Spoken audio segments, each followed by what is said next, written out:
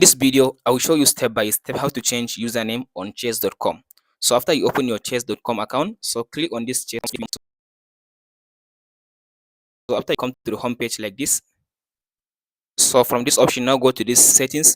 So after you hover on the settings, so scroll to down and click on this profile.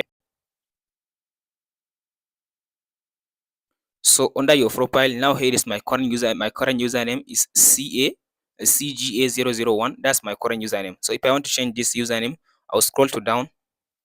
So scroll to down.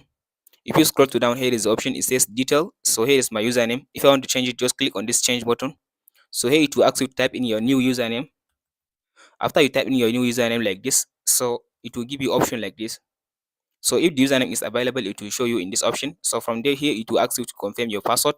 After you confirm your password, just click on this change button. From there, your username will be changed. Hope this video helps.